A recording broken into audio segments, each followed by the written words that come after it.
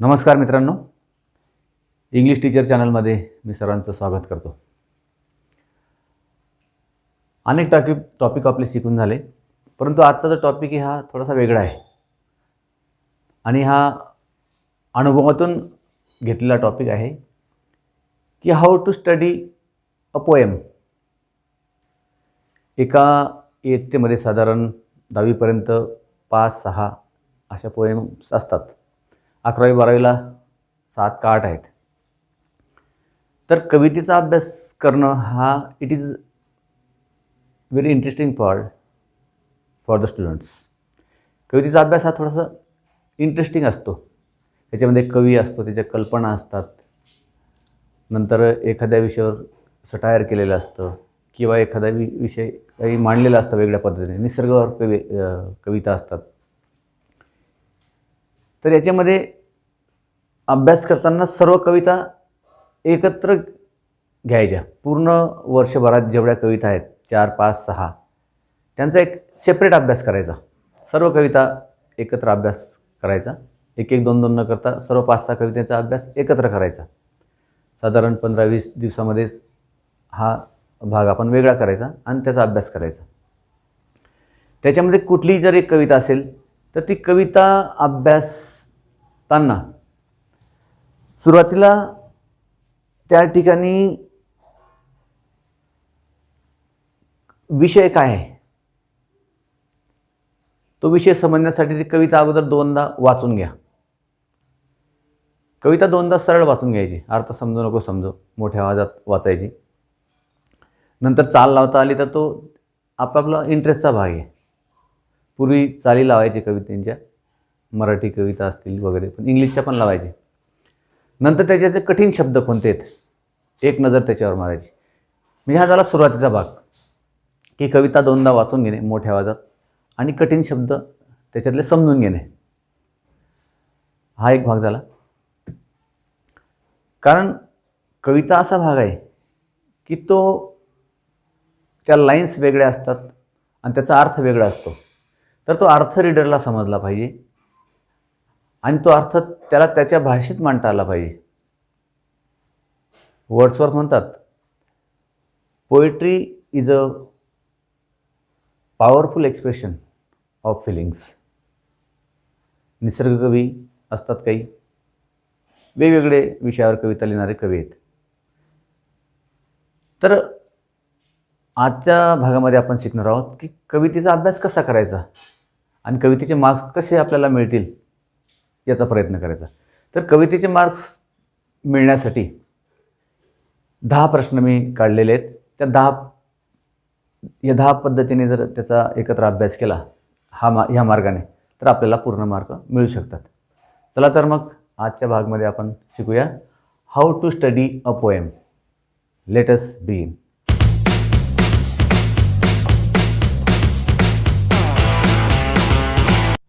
अगोदर कुठली कविता असेल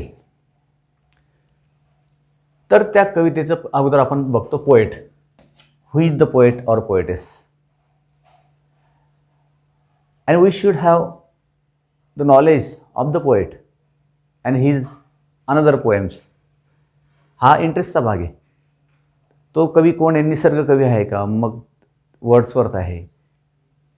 त्याच्या दुसऱ्या 1-2 कविता कुठे आहे का? नेटवर बघायच्या आणि त्या कवितेमध्ये त्याने विषय काय मांडलेला आहे, हा विषय आणि तो विषय पॅरलल आहे का, असं पण तुम्हाला थोडा इंटरेस्ट म्हणून हा भाग पाहता येईल की कवी कोण आहे किंवा कवयित्री कोण आहे आणि हा कवी कशावर लिहितो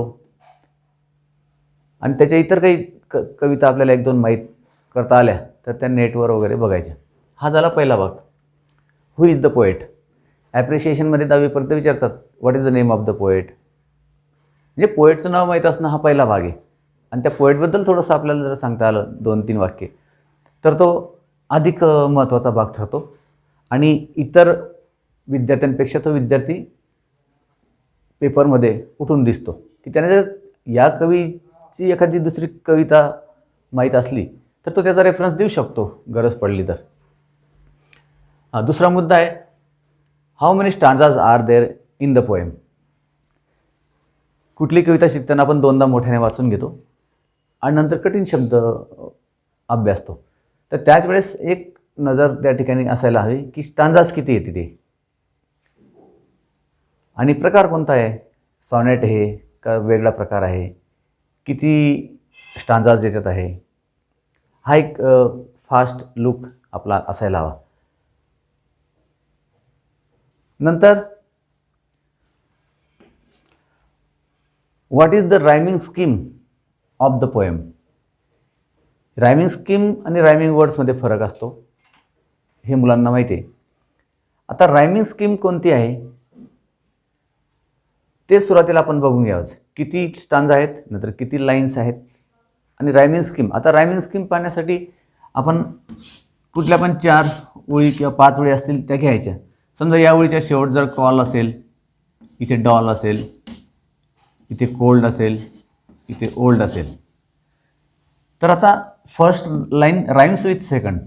कॉल आणि डॉल हे रायमिंग पेअर आहे. मग पहिल्या ओळीला आपण ए नाव देऊन द्यायचं डायरेक्ट. दुसऱ्या ओळीला जर तो शब्द याला मॅच होत असेल तर त्याला पण एच द्यायचं आणि मॅच होत नसेल तर मग बी नाव द्यायचं. आता पहिली first line rhymes with second, मग झाला तो ए आणि ए दोन्ही सारखे आहेत.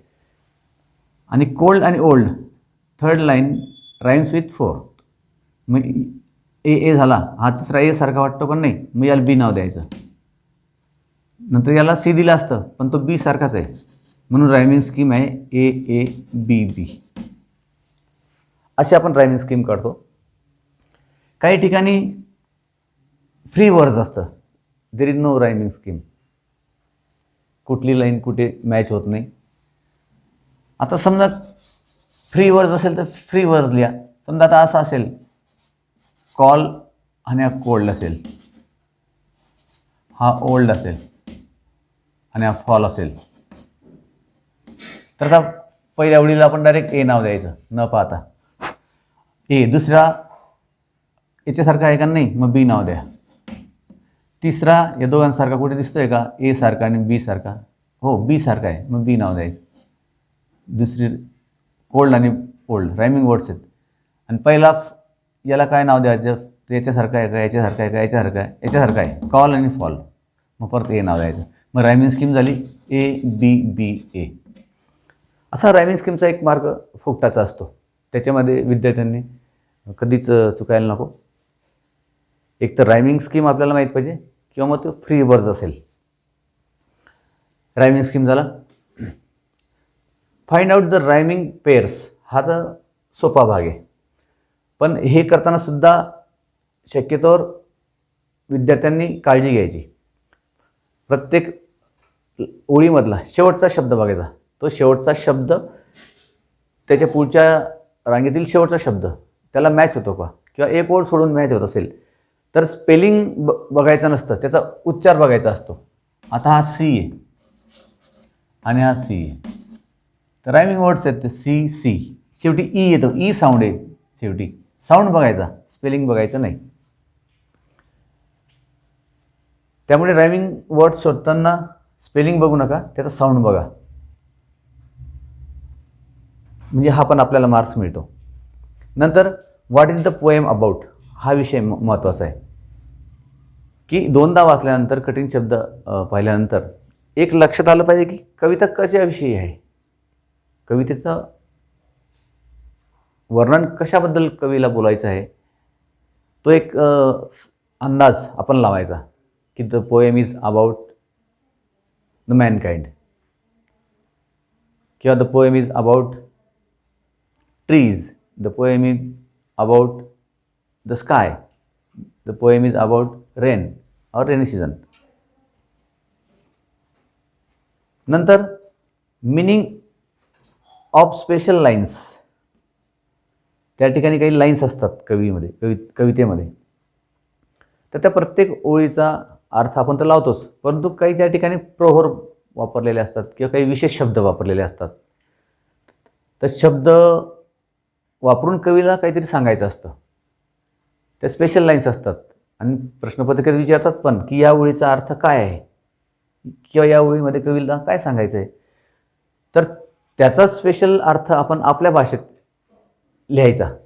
3 किंवा 4 ओळीमध्ये की the poet wants to say this idea in these lines. कवीला या ओळींमध्ये ही कल्पना मांडायची आहे. असं सर्व कविता पाहताना आपण स्पेशल लाईन्स बाजूला काढून घ्यायच्या आणि त्यांचा अर्थ आपण आपल्या भाषेत लिहायचा.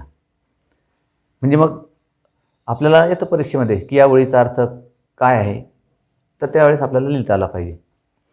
नंतर हा question number 8 figures of speech, हा जो पॉईंट आहे हा अतिशय महत्त्वाचा आहे.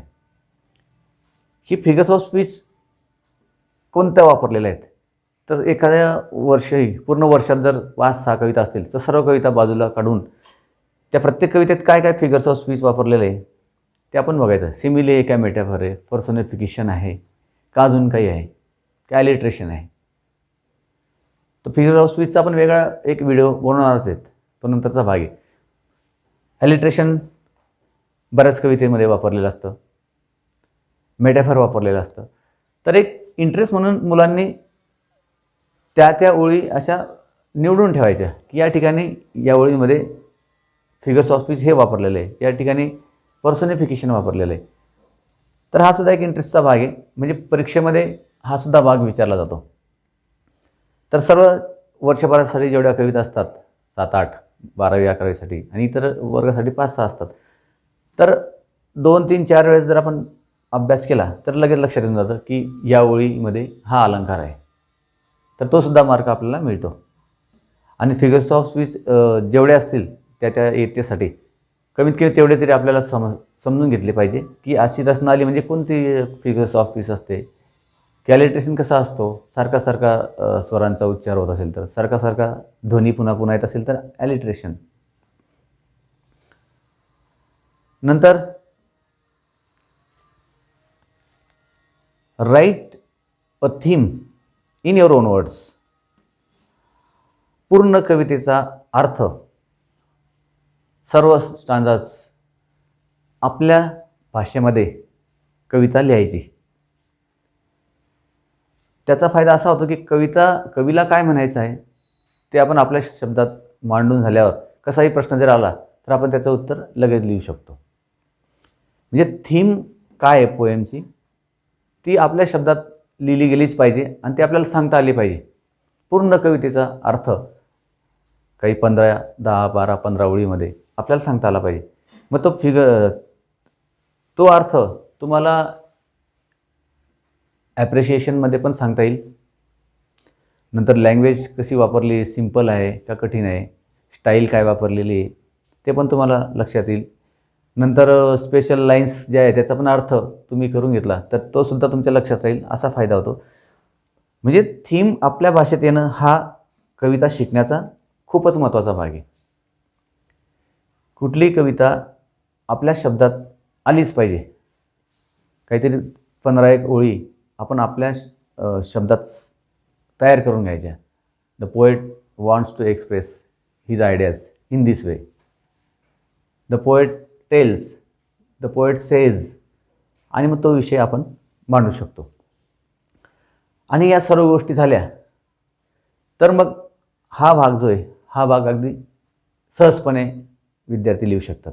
क्वेश्चन्स अँड आन्सर्स, कुठल्याही प्रकारचा प्रश्न असू द्या त्याचं उत्तर आपल्याकडे या पॉईंट्सपैकीच असेल, याच्या बाहेर त्याचं उत्तर जाऊ शकत नाही. क्वेश्चन्स अँड आन्सर्स लिहिताना तुम्हाला मदत होते.